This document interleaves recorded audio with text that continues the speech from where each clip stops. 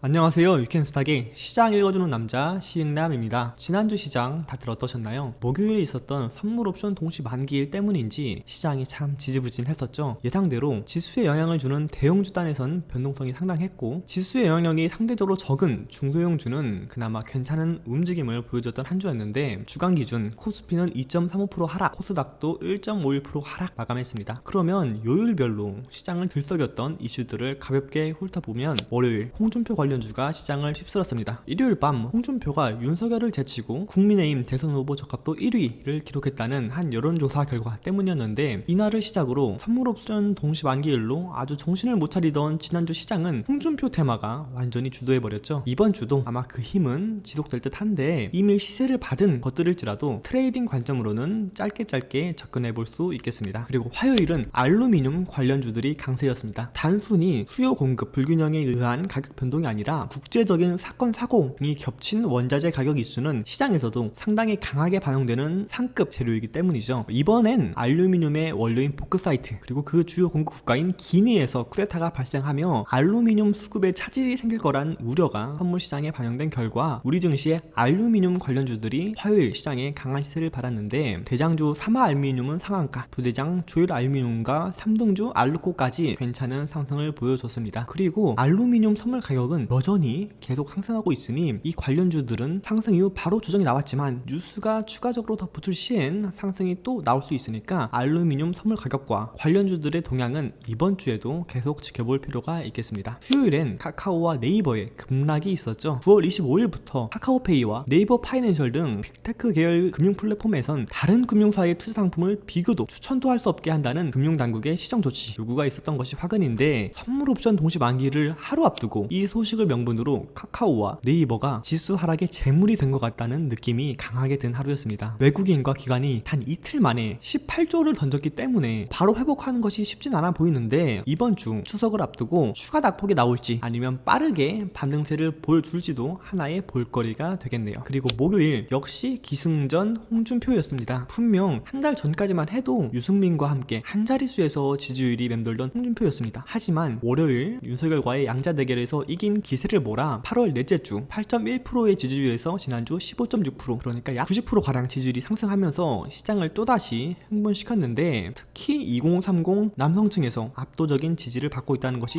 정말 무야홍이네요. 그리고 그나마 시장이 완만한 상승을 보여줬던 금요일은 2차전지 소재주 에코프로비엠이 주도했습니다. SK 하이닉스와 3년에 걸쳐 약 10조 규모의 계약을 체결한 것인데, 공시가 뜬 건 목요일 오전. 이상하게도 이날은 만기일의 여파인지 시초가 18% 갭을 띄운 후 강한 조정이 나왔습니다. 하지만 다음 날인 금요일 시장에선 하루 만에 그 전날 음봉을 잡아먹는 강한 장대 양봉으로 마무리하며 새로운 가격 구간을 만들어 갈 것이다 라는 강한 메시지를 주는 상승이 나왔으니까 이번 주 시장에서도 역시 지켜볼 필요가 있겠습니다. 정리하자면 추석 연휴를 앞두고 새로운 테마가 부재한 현 시장이기 때문에 기존에 움직였던 테마들 사이에서 순환매가 돌 가능성이 높습니다. 그렇기 때문에 지난주 시장에서 이렇게 강했던 것들을 추리고 재료의 지속성 여부까지 체크한다면 이번 주 시장에서도 비슷한 것들을 매매하는 트레이딩 전략을 세우는 데 도움이 되실 겁니다. 그러면 이 중에서 이번 주 시장에서 가장 중요한 영향을 끼칠 만한 뉴스를 한 가지 정해서 소개해드리면, 오늘 오후에 나온 뉴스, 결국 돌고 돌아 홍준표, 윤석열 27%, 이재명 23%, 홍준표가 17%까지 지지율이 상승했다라는 뉴스인데, 여론조사 결과가 나올 때마다 최근 홍준표 지지율이 계속해서 상승하고 있죠. 이렇다면 시장에서 계속 시세를 줄 명분이 생기는 것인데, 일단 정치 테마주는 크게 두 가지로 구분된다는 사실을 아셔야 합니다. 인맥 그리고 정책으로 말이죠. 홍준표가 시장에서 떠오르기 시작한 건 8월 중순, 그러니까 약 한 달간 계속해서 인맥주가 강한 시세를 받고 있습니다. 즉 다시 말해 높이에 부담이 있다는 의미, 시세를 끌어올린 세력에게 이미 매력적인 차익 실현 구간을 주고 있다는 것이죠. 그래서 시장은 아직 시세를 받지 않은 홍준표의 정책 쪽으로 방향을 선회할 가능성이 아주 높다고 보고 있습니다. 그리고 여러 가지 홍준표 관련 정책들 중 대선까지 홍준표가 밀어붙일 핵심 카드는 바로 정시 확대라고 보고 있습니다. 스펙 사회에서 실력 사회로의 전환을 추구하는 홍준표, 본인 역시 학력고사와 사지라는 정형화된 시험을 거쳐 출세한 만큼 자기소개서, 스펙, 입상 경력 등 대입 수시 제도를 축소하고 정시를 100%로 끌어올리겠다는 정책이 조만간 다시 한번 강조될 것으로 보이는데, 과거 정시 확대 관련하여 강한 탄력성을 보였던 종목을 이번 주 관심 종목으로 소개하려고 합니다. 바로 메가 MD라는 종목인데, 최근엔 코로나 비대면 교육 관련주로도 시세를 받았고, 그만큼 주식시장에서 교육 관련 이슈가 있으면 대장 역할을 하는 많은 종목이라는 점을 확인해 볼 수 있습니다. 그리고 약 2년 전이긴 하지만 정부의 정시비중 확대 이슈에 가장 강하게 반응한 종목이기도 하니까 다들 홍준표와 함께 관심 있게 지켜보시길 바라고, 홍준표와 직접적으로 연결고리가 있는 또 다른 교육주를 이번 주 히든 종목으로